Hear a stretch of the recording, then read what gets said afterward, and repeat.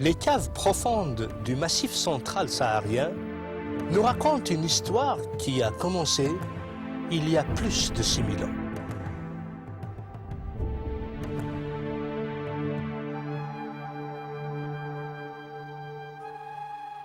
Une histoire de survie, de lutte contre les éléments, une histoire de découverte et de triomphe, de victoire et de déception. L'histoire d'un peuple qui a su capter l'essence de son identité, de la plier à volonté pour la protéger contre les menaces du temps. Un peuple, des tribus, une famille, les Berbères.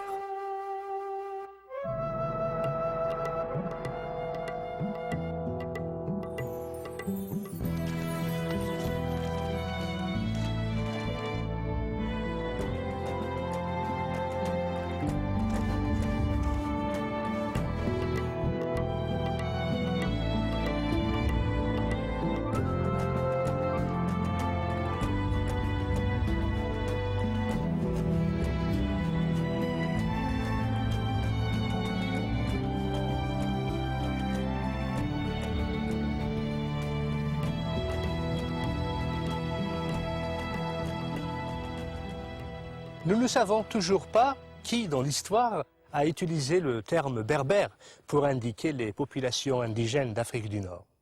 Peut-être les Grecs, en les désignant d'étrangers, ou encore les Romains, les appelant barbares.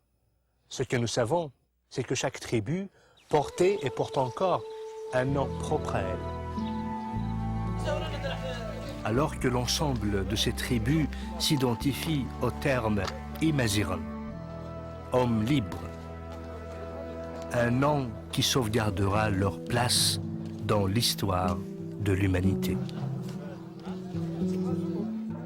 Les historiens sont confus sur les origines de ce peuple, si fier et si tenace. Seraient-ils les autochtones de ce pays, comme semblent l'indiquer les stèles et les fresques murales, ou encore un mélange d'immigrants et d'autochtones?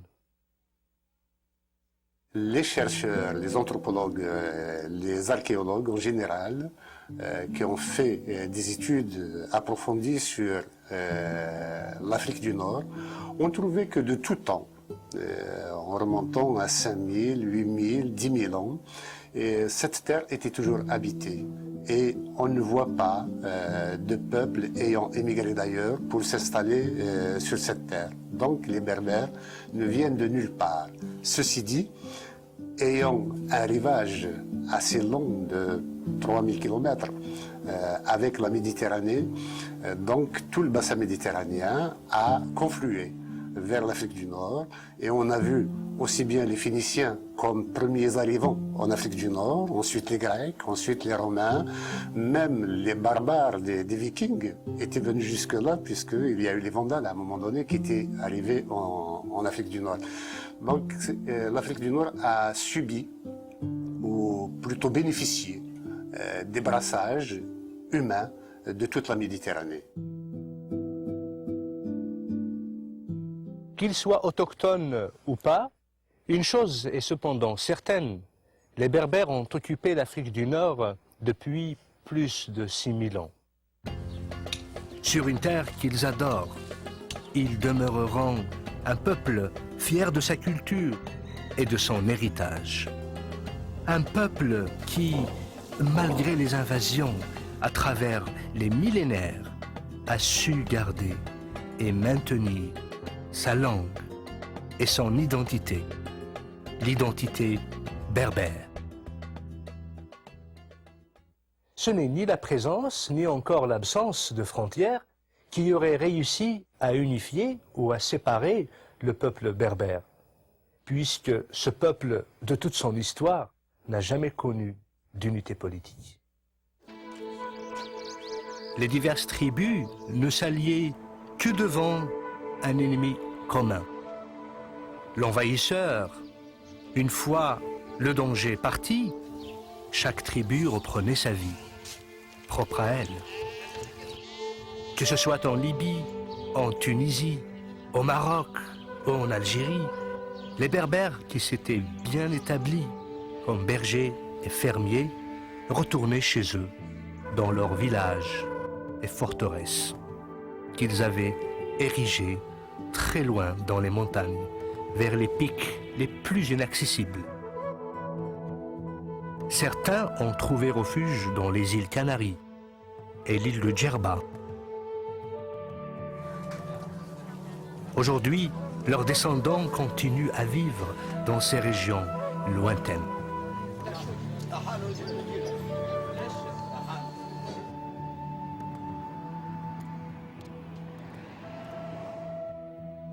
Dans les montagnes de l'Atlas et du Djurdjura, les Kabyles, les Mzabs, les Chaouis.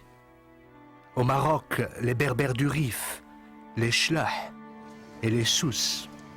En Égypte, à l'oasis de Siwa, en Tunisie et en Libye. Les Berbères se sont dirigés aussi vers le sud du continent africain. Le Mali, le Niger, la Mauritanie, le Burkina Faso et le Sénégal. Toutes ces régions abritent les Touaregs, les Berbères du Sahara, les hommes bleus du désert.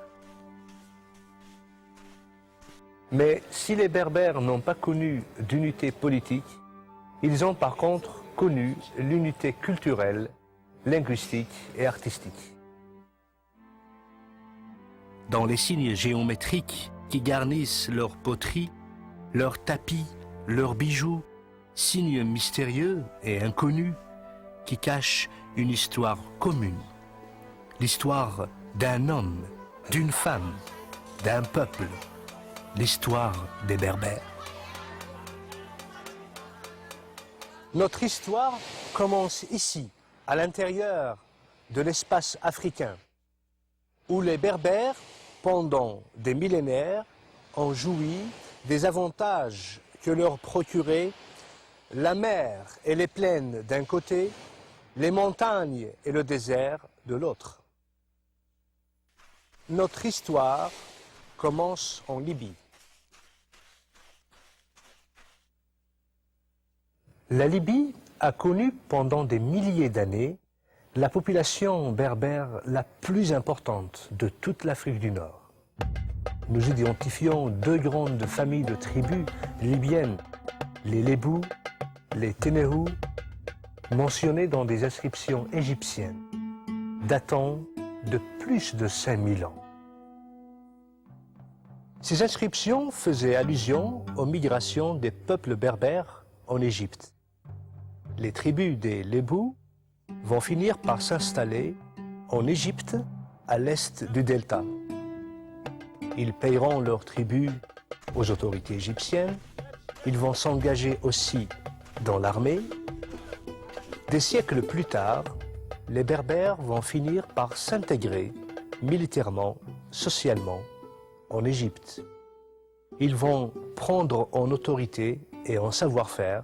Ils marqueront définitivement l'histoire de l'Égypte.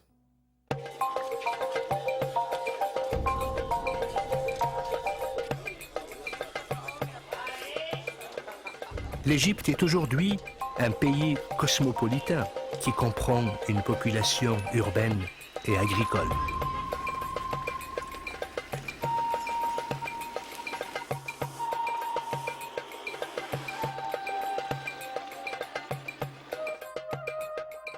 Rien ne captive l'imagination comme les splendeurs de la civilisation égyptienne. Les pyramides de Giza, gardées par le grand sphinx. Les temples massifs de Luxor et de Karnak, garnis d'inscriptions diverses, détaillant avec précision les événements marquants de l'histoire de l'Égypte. L'Égypte des pharaons.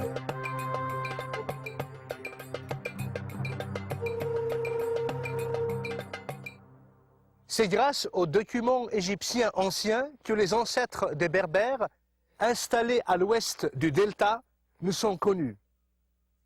Il y a les Tehenou et les Temehou du 3e millénaire les Lebou et les Machewesh du 2e millénaire. Mais comment les Berbères ont-ils réussi à se constituer en véritable puissance qui a même réussi au début du 1er millénaire à se rendre maître de l'Égypte?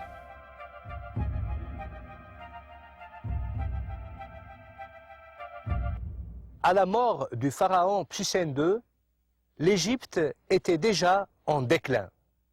La corruption politique avait laissé le pays dans un état de désarroi. C'est durant cette période que Sheshonq Ier est parvenu au trône, mettant fin à la 21e dynastie et marquant le début de la 22e, la dynastie libyenne. Sheshonq n'était pas étranger à la cour royale. Général en chef des armées et conseiller personnel de Pharaon, il avait complètement gagné sa confiance. Il avait même épousé sa fille, Matka. De son beau-père Psusen II, Sheshonq avait hérité d'un royaume déjà affaibli. Mais Sheshonq n'était pas un homme à se laisser faire. Il a d'abord décidé de mettre les affaires du pays en ordre, en limitant l'influence des prêtres qui avaient abusé du pouvoir royal. Pour s'assurer de leur loyauté, il nomma son fils, Iyuput, comme grand prêtre d'Amon.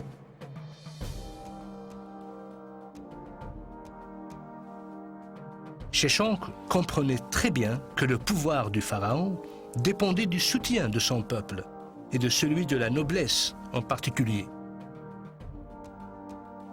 C'est ainsi qu'il a permis aux seigneurs de la terre d'épouser les filles de la cour royale, pratique inhabituelle en Égypte. Ensuite, Sheshonq s'attaqua aux problèmes politiques. Il réussit ainsi à mettre fin aux divisions qui rongeaient l'Égypte durant la 21e dynastie. Il réunit une Égypte divisée entre Thèbes au sud et Thani au nord et établit ses fils dans des positions importantes, ce qui lui a permis d'exercer un pouvoir total dans les régions sensibles du pays.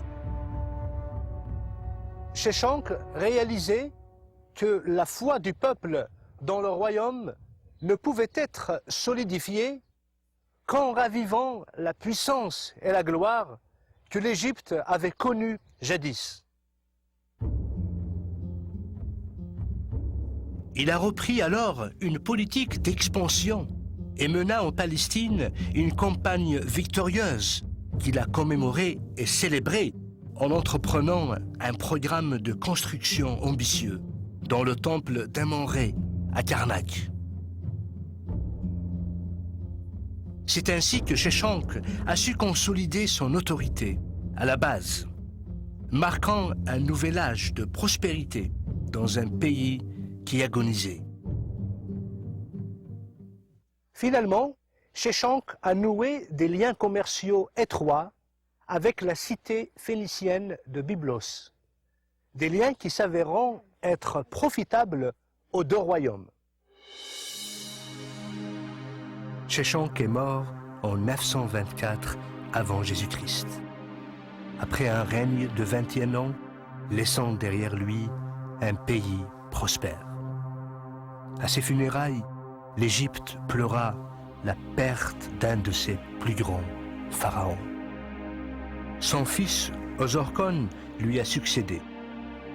Plusieurs autres rois ont honoré sa mémoire en adoptant son nom.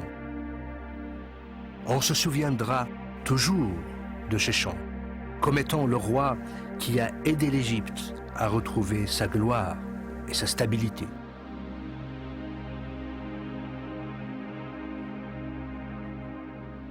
Si Sheshonq est le roi berbère qui a profondément marqué l'histoire de l'Égypte, d'autres rois aussi illustres vont marquer définitivement l'histoire de l'Afrique du Nord. 5 rois berbères vont passer de l'histoire à la légende. Ils se sont attelés à défendre l'identité de leur peuple et la souveraineté de leur territoire face à l'envahisseur romain. Massinissa, Jugurtha, Juba I, Juba II et Ptolémée, roi de Mauritanie, vont profondément marquer l'histoire de la Berbérie. Deux parmi eux se distingueront d'une manière particulière par leurs qualités exceptionnelles, par leur courage et leur probité. L'un d'eux s'est surpassé dans le combat et les conquêtes militaires. L'autre va se distinguer en promouvant la renaissance des arts et des lettres. Le premier est un homme de guerre, le second un homme de paix. Pourtant, ça sera l'œuvre du premier qui aura permis au second de propulser le royaume de Numidie vers l'apogée de sa gloire.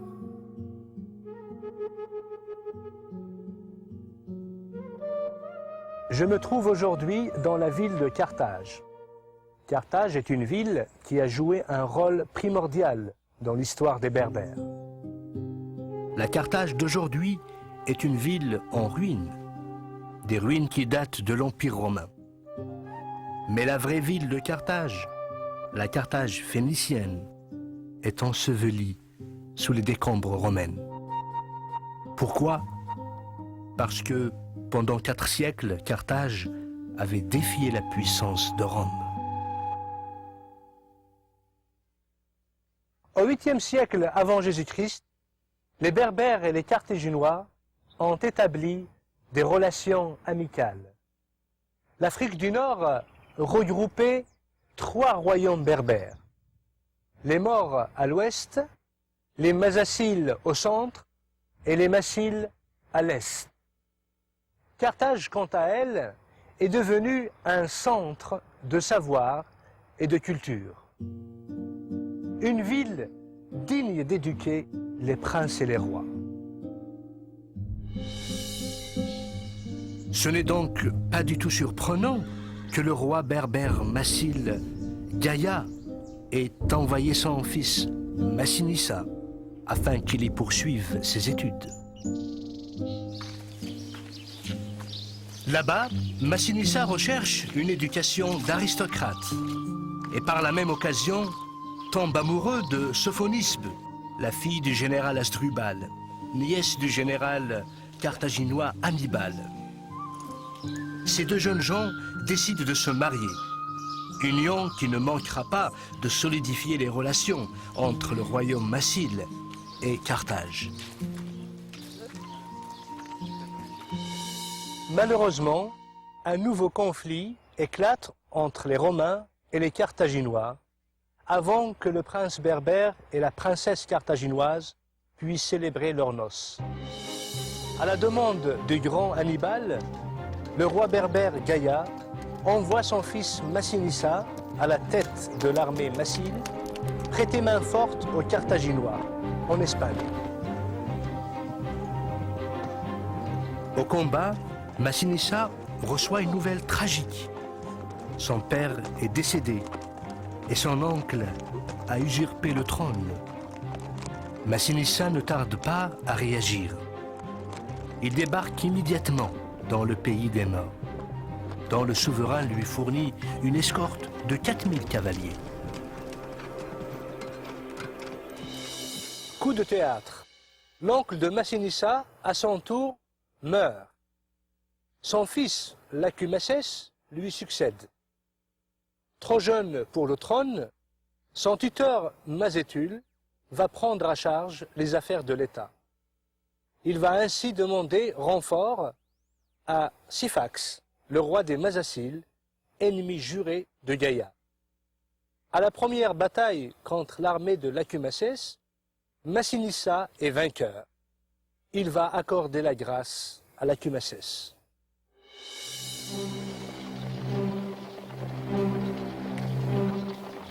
Cependant, les renforts de Syphax arrivent.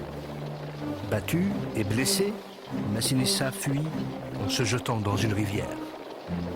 Le croyant mort, Sifax arrête la poursuite. À peine rétabli, Massinissa repart à la conquête de son royaume. En apprenant que le roi est toujours vivant, les Berbères s'unissent à lui. Déçu par l'indifférence des Carthaginois à la mort de son père et craignant pour le sort de son peuple, Massinissa décide de tourner le dos à des siècles de conflits avec Rome et il lui tend la main. Dans un acte de vengeance, Sifax rentre alors à Carthage et obtient la main de la princesse Sophonobie. Finalement, en 203 avant Jésus-Christ, Massinissa finit par vaincre et capturer Sifax. Il s'empresse aussitôt de se rendre à Cirta, où il retrouve sa bien-aimée. Il lui promet de la sauvegarder du sort réservé aux prisonniers des Romains. Pour ce faire, il décide de l'épouser. Cependant, le général romain Scipion ne fléchit pas. La reine Massaécile doit être remise aux Romains. Fidèle à sa promesse, Massinissa lui ramène alors un breuvage empoisonné qu'elle n'hésite pas à boire.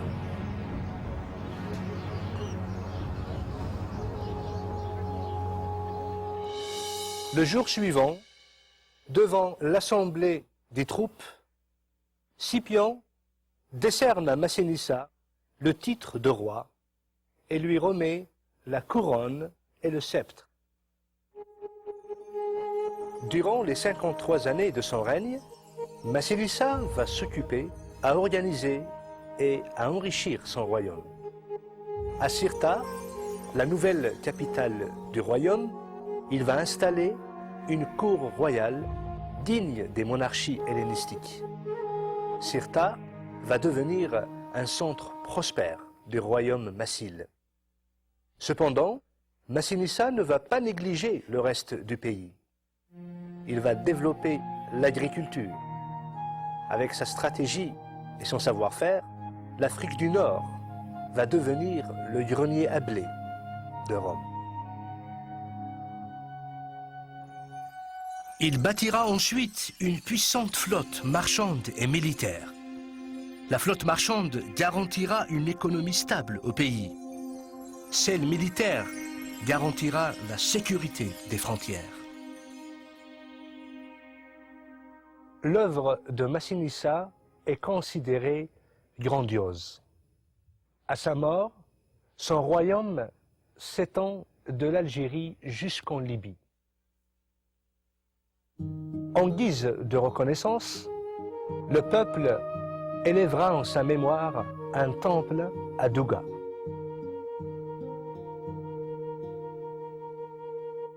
Le choix de Massinissa s'est révélé judicieux. Au printemps de l'année 146 avant Jésus-Christ, après sa victoire finale contre Carthage, Rome s'est installée en Afrique. Sur les ordres de Scipion, Carthage, la ville la plus prestigieuse d'Afrique du Nord, a été complètement détruite. Ses murs rasés, sa population exterminée, son héritage effacé à jamais. Déclaré par les Romains, interdit aux hommes pour l'éternité. Cependant, l'essence de Carthage ne mourra pas. C'est pourquoi les Romains ont décidé d'annexer les territoires qu'elle dominait. C'est ainsi que Rome va prendre possession de ces terres fertiles pour y implanter des colonies. Un siècle plus tard, les Romains auront fondé la grande province de l'Afrique. Si l'histoire se souviendra toujours de Massinissa comme étant guerrier et roi légendaire qui a apporté à son peuple la stabilité et la prospérité, Juba II, lui, sera reconnu comme étant le roi berbère qui a donné à son peuple son âge d'or. Mais comment se fait-il? Un orphelin de 4 ans a su gagner la confiance et le respect de Rome, l'admiration des Grecs et l'adulation de son propre peuple. C'est à la mort prématurée de Juba I, roi de Numidie, que Jules César rentre à Rome avec le jeune prince Juba II et charge sa nièce Octavie de l'élever. À Rome, et sous l'œil vigilant d'Octavie, le petit prince berbère reçoit l'éducation de la grande noblesse romaine. Ce faisant, Juba découvre une aptitude exceptionnelle à l'étude. Après l'assassinat de Jules César, le frère d'Octavie devient le protecteur du jeune prince. Juba II, à l'âge de 15 ans, revêt la toge du citoyen romain. Juba ne tardera pas à combattre aux côtés d'Octave. Il participera d'ailleurs à la fameuse bataille d'Actium, où la reine d'Égypte Cléopâtre et le général romain Marc-Antoine seront vaincus. Marc-Antoine étant l'ancien époux d'Octavie. Le couple vaincu préférera le suicide à la honte d'être pris prisonnier. Désormais, seul maître de l'Empire et amplement conscient des difficultés que provoquerait pour Rome le maintien de l'Afrique du Nord sous son joug, mais aussi tellement confiant dans la loyauté et la fidélité de Juba II, Octave Auguste va concéder à Juba II le royaume de Mauritanie. Juba II, une fois installé sur le royaume de la Mauritanie et à la ville de Yol, la côte occidentale de l'Algérie actuelle, il rebaptisera cette ville du nom de Césarée, en hommage au nouveau César, Octave Auguste. Sous le règne de Juba, Césarée deviendra une superbe ville et une plaque tournante du commerce et de la culture méditerranéen. Juba II y bâtira aussi des jardins, des temples et des amphithéâtres.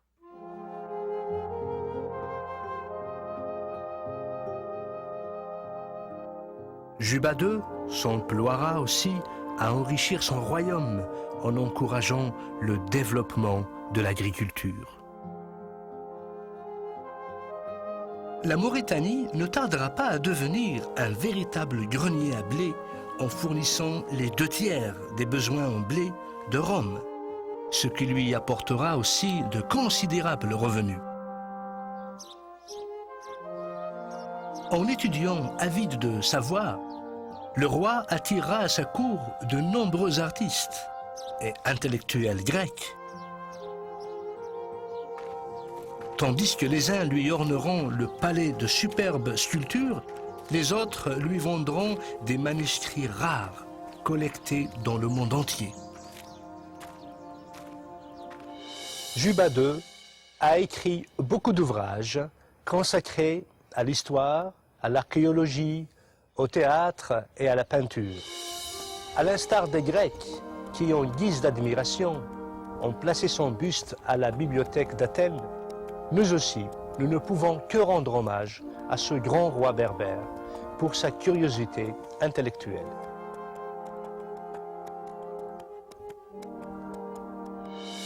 Destin fabuleux et admirable que celui de ce jeune prince berbère, prisonnier des Romains, qui a su plier sa destinée pour devenir l'un des rois les plus brillants de son époque. Juba II a su réunir et diffuser les composantes de la culture méditerranéenne. Il reste pour son peuple un sujet d'admiration et de respect. Juba II est l'exemple idéal de ce que la royauté a de mieux à offrir.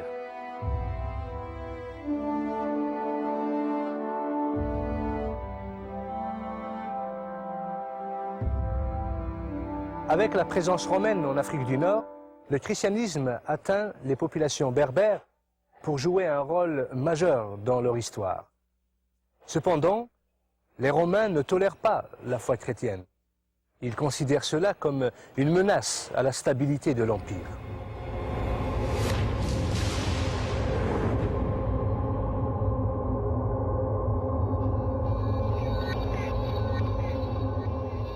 La croyance en la foi chrétienne coûtait cher aux Berbères. Persécutés, torturés à mort, les Berbères comparaissaient quasiment tous les jours devant les tribunaux romains.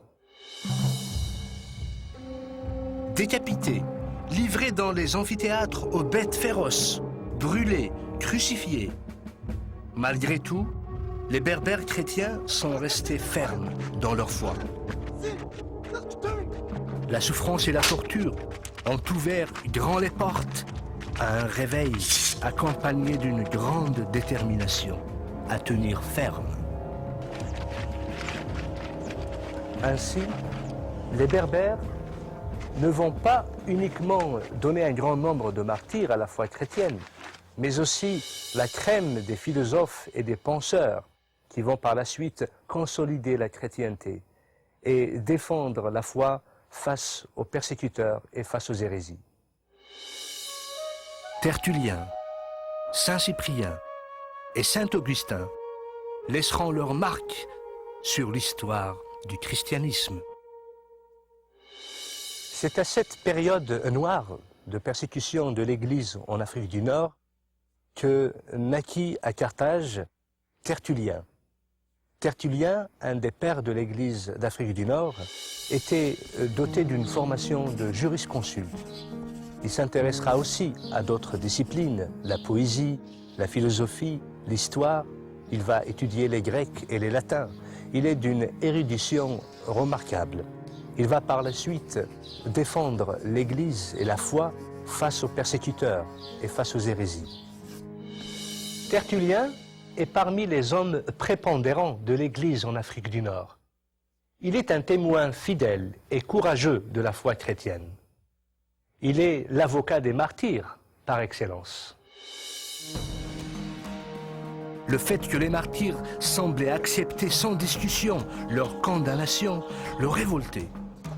Il rompra avec cette soumission passive et contribuera ultimement à la défaite du paganisme.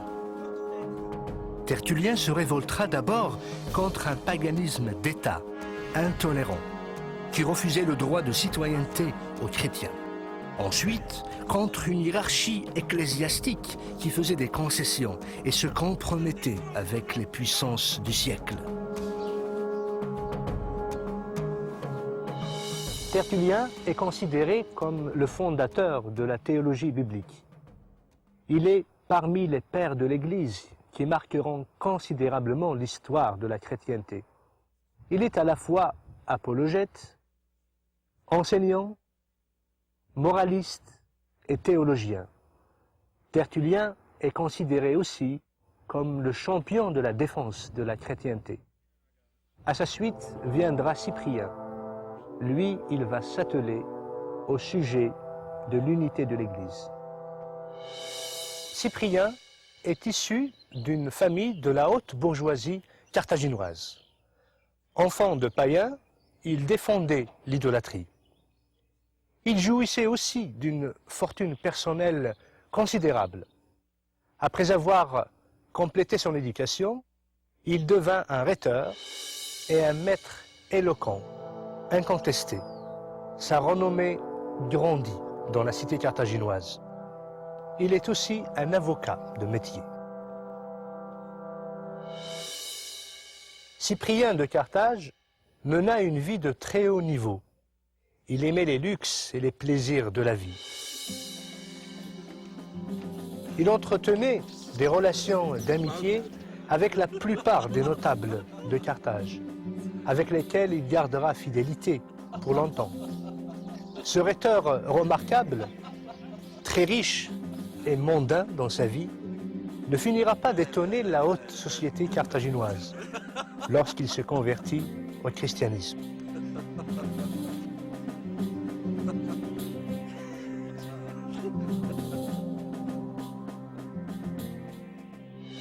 Une fois converti, Cyprien va distribuer toutes ses richesses aux pauvres.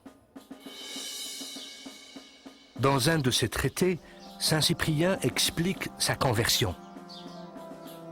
J'errais à l'aveugle dans les ténèbres de la nuit. Je flottais à la dérive, ignorant de ma vie, étranger à la vérité et à la lumière. Cyprien est élu évêque de l'église de Carthage. Il prendra ainsi la charge de l'église et occupera une place de prééminence dans l'ensemble de l'église d'Afrique. Cyprien va aussi publier son fameux traité sur l'unité de l'église, un de ses ouvrages qui exercera une profonde influence sur l'ensemble de l'église de l'Afrique. En 258, Cyprien, évêque de Carthage, sera arrêté et condamné à mort. Un nouveau nom s'ajoutera à la liste des martyrs de l'Église.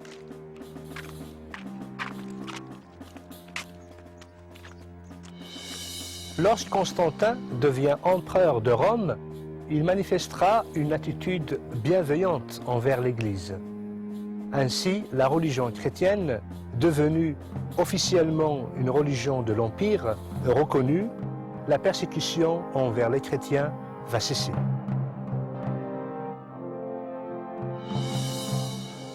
De toutes les figures éminentes de l'Église berbère, un homme se distinguera parmi tous les autres, Saint Augustin d'Hippone, le père de l'Église chrétienne par excellence. Né à Tagaste, en Algérie, au sud du port d'Hippone, il passe une enfance heureuse. Plus tard, il se rappellera de l'extraordinaire lumière africaine. Cette lumière inonde tout ce que nous voyons, se glisse partout où la découvre le jour. Elle me pénètre de 1000 manières. Élève studieux, Augustin poursuivra ses premières études à Tagaste jusqu'à l'âge de 16 ans. Sa mère, qui est une fervente chrétienne, voudrait pour lui une formation chrétienne. Son père, qui est un propriétaire terrien et païen de tradition, rêvait pour son fils d'une formation de rhéteur ou d'avocat. À l'âge de 17 ans, Augustin se retrouve à Carthage pour une durée de près de 12 années, où d'abord il est étudiant, par la suite professeur. En 383, Saint Augustin s'établit à Rome. Par la suite, il obtient un poste de rhéteur à Milan.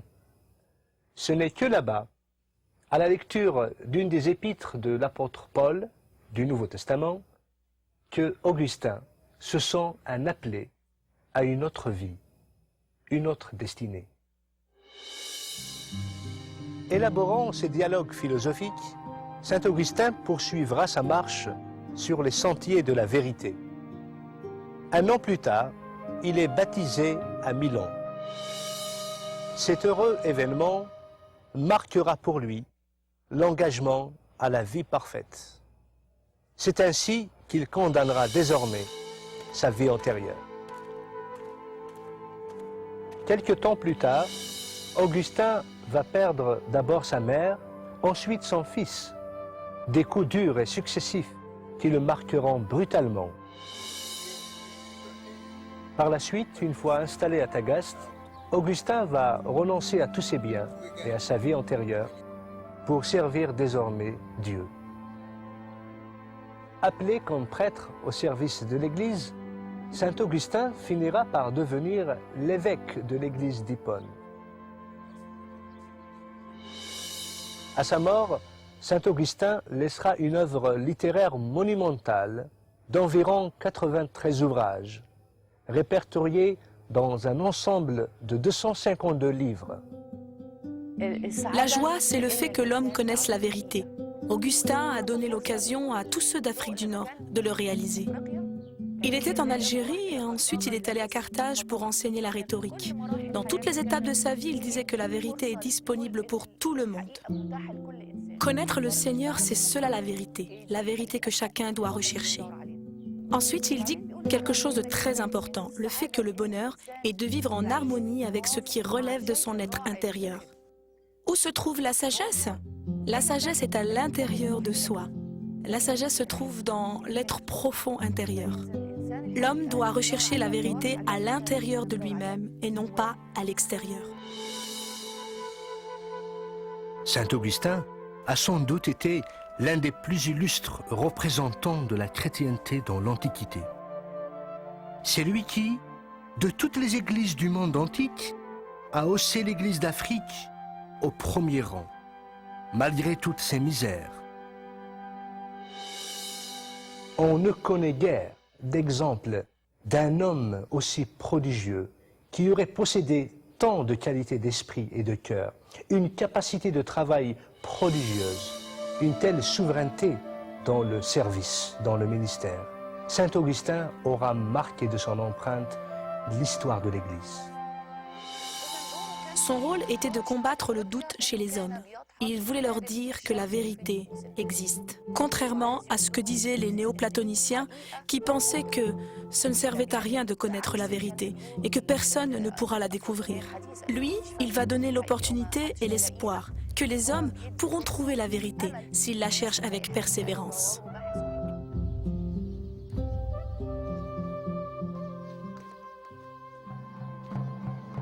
Pendant des millénaires, les Berbères ont joué un rôle critique sur la scène de l'histoire. Ils ont été capables de survivre et même prospérer, aussi bien sur leur propre terre que dans de lointains pays étrangers. Ils ont aussi offert au monde de grands philosophes, de grands penseurs, de grands rois. Cependant, la contribution des Berbères aux pages de l'histoire de l'humanité ne serait complète sans la mention d'une personnalité dont la renommée dépassera le nord du continent africain. De celle qui, jusqu'à nos jours, sera révérée en tant que reine des Berbères. Une femme qui symbolise peut-être au plus fort ce qu'est l'esprit berbère. Aux yeux de son peuple, elle est Dihia. Pour ses ennemis, elle est la Kahina, ou la prêtresse, à craindre et à respecter. Preuve en est. Les envahisseurs arabes qui commençaient à se rapprocher venant de l'Est ont compris que l'Afrique du Nord ne tomberait pas entre leurs mains qu'à la défaite d'un ennemi aussi redoutable.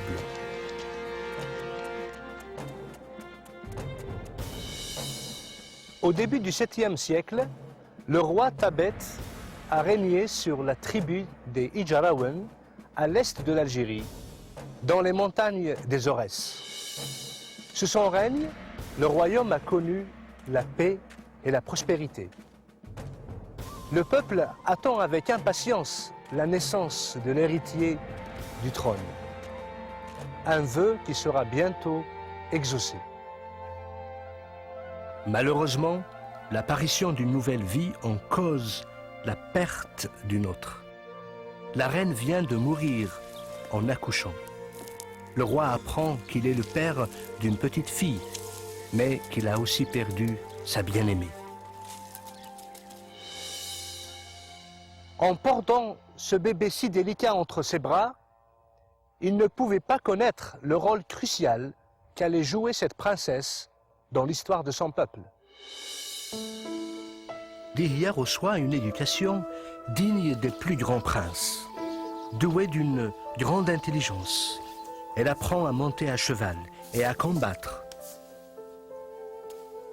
Papa! Tous les membres de la tribu savent qu'elle pourra facilement devenir une adversaire redoutable dans les batailles. Bientôt, elle connaît chaque coin, chaque arbre du massif de l'Aurès, une qualité qui lui sera très utile lorsqu'elle sera devenue une guerrière redoutée.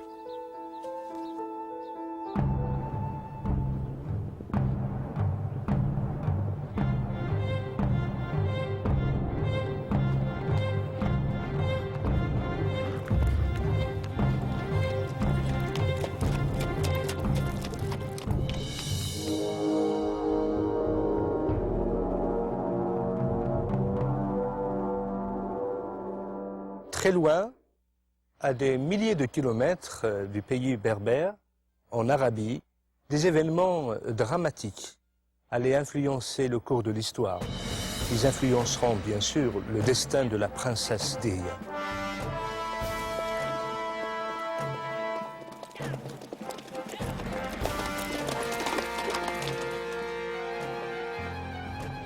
Avec l'apparition de l'islam, les Arabes commencent la conquête de l'Ouest. Vers la fin du 7e siècle, les premiers guerriers arabes arrivent en Afrique du Nord. L'Égypte d'abord tombe entre leurs mains, puis la Libye, suivie de la Tunisie. Le calife Muawiyah va alors envoyer son lieutenant, Uqba ben Nafa, en terre d'Ifriqiya. C'est Uqba ben Nafa qui va fonder Qayrawan, la première ville musulmane en Afrique du Nord. La ville de Kairouan étant édifiée, elle servira en quelque sorte de tête de pont pour les armées arabes en Afrique du Nord. Les armées byzantines étant disséminées le long de la côte de la Méditerranée, Uqba ibn Nafa préféra pour atteindre le pays traverser les hauts plateaux. Sauf que il fera face à une résistance farouche de la part des Berbères. Cette résistance est dirigée par Koseila, un chef berbère qui règne sur la tribu des Irawibn. Après de nombreux combats qu'il perdra, Uqba tombe en disgrâce et retourne en Arabie.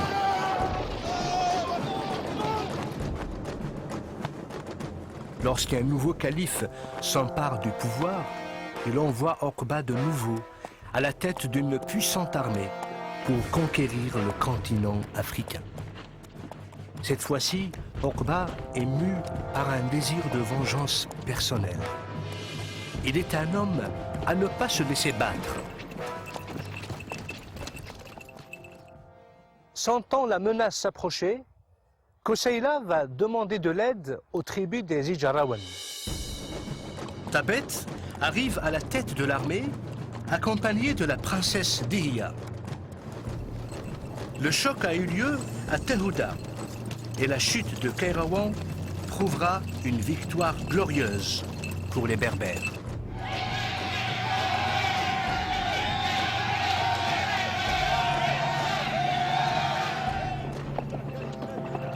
Mais l'armée arabe attaque de nouveau, sous Zuhair.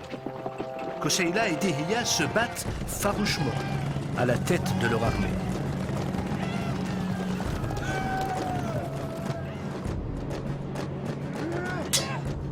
Malheureusement, cette bataille coûte cher.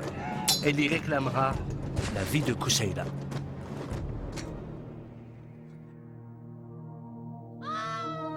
Comprenant que leur chef est mort, les cavaliers se rallient autour de Dihya.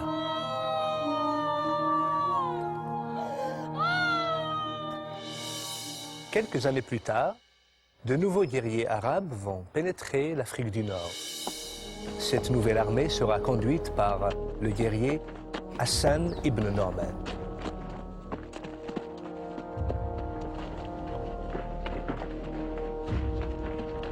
Les armées arabes vont reprendre la ville de Kairouan. Ils vont aussi s'accaparer de Carthage. La chute de cette cité annonce définitivement la fin de la présence des Byzantins à Carthage. Une nouvelle ville va être édifiée. C'est la ville de Tunis. Maître de la côte, Norman porte ses regards vers l'intérieur du pays, sur lequel règne une guerrière redoutable. Il sait que tant qu'il n'aura pas vaincu la Kahina, il ne pourra jamais prétendre avoir conquis l'Ifriqiya.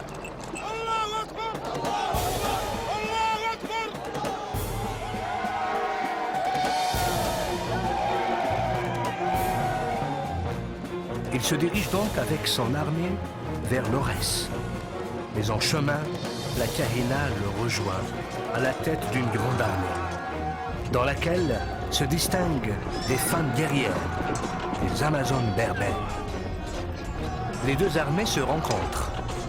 Les Arabes avaient sous-estimé la force et l'ordre de l'armée de la Kahina.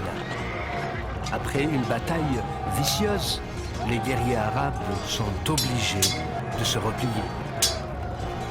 L'armée de la Kahina les poursuit. Dihya s'installe alors dans un amphithéâtre qu'elle transforme en forteresse.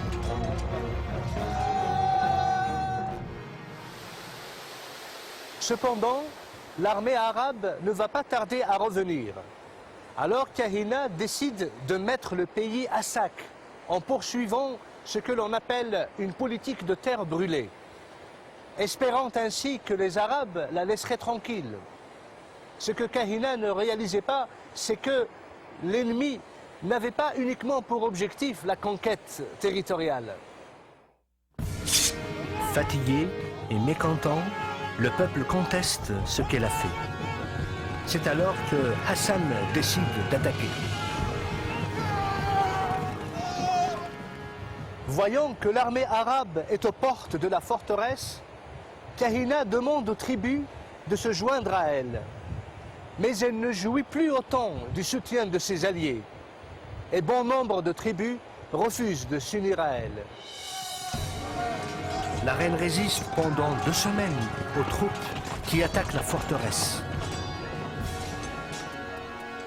Mais elle réalise qu'elle ne pourra pas tenir plus longtemps. Elle prend alors une décision. Elle ne veut plus que ses fidèles compagnons perdent leur vie pour une cause perdue. Voyant qu'ils sont à bout, elle leur demande de baisser les armes. Les guerriers berbères ne veulent pas se rendre et refusent que leur reine se sacrifie pour eux.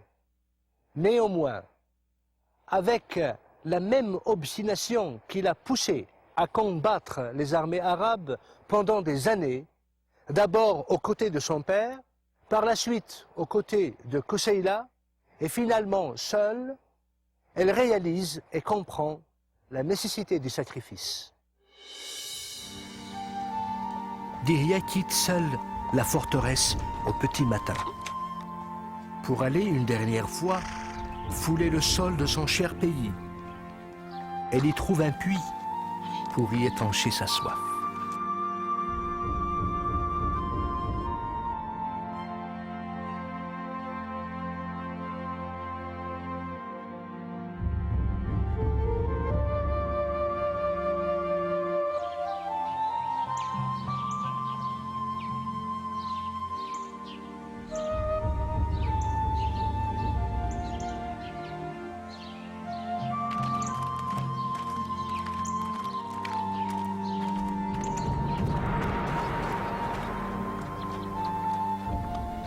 C'est là-bas que Hassan la retrouve.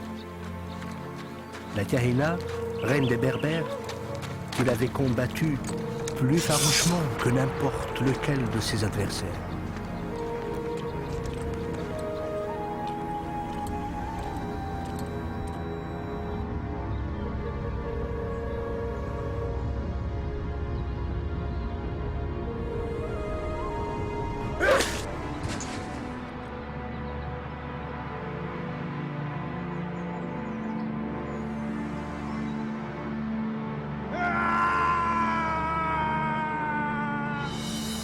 Ce jour-là, les Berbères pleureront la perte de leur reine bien-aimée.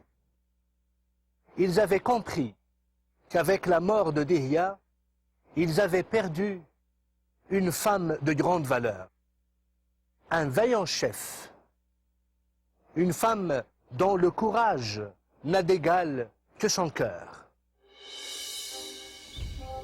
La reine qui aura passé sa vie à lutter pour la liberté de son peuple, qui aura veillé des nuits entières à évaluer la menace qui venait de l'Est, pouvait maintenant se reposer en paix dans le sein de cette terre qu'elle avait tellement chérie, de ce pays qu'elle avait préféré à sa propre vie.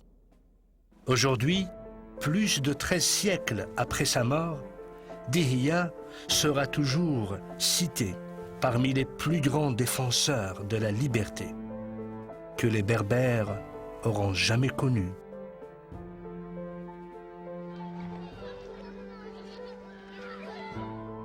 malgré la victoire finale des Arabes, l'héritage de Dihya demeure vivant jusqu'à nos jours. Héritage qui s'exprime par la survie même du peuple berbère. Son désir persistant de maintenir son identité et sa culture. Sa langue, unique au monde. Ses symboles, ses dessins. Par tout ce qui fait de lui le peuple berbère. En émigrant dans un pays étranger, ils ont été facteurs de prospérité à la civilisation égyptienne. À travers la bravoure et les brillants stratagèmes de leur roi légendaire, ils ont survécu les terribles conséquences des guerres puniques, suivies de siècles de domination romaine. À la cause chrétienne, ils ont offert nombre de martyrs, sans pour autant abandonner leur foi. Sous la conduite d'une grande reine, ils se sont imposés comme un barrage de taille à l'envahisseur arabe. Kabyle, Chaoui, Mouzabit, Touareg, Chlah, Souss, Rifi, Chenois, Nfoussa, Djerbi, Zarawa, Siwi et Canari, que ce soit en Algérie, au Maroc, en Tunisie, en Libye et partout dans le Sahara d'Afrique, et même jusqu'aux îles Canaries. Les Berbères demeurent la preuve que les siècles et les millénaires ne pourront effacer une réalité primordiale. Le fait que les Berbères sont et demeureront toujours des hommes libres, Imazéron.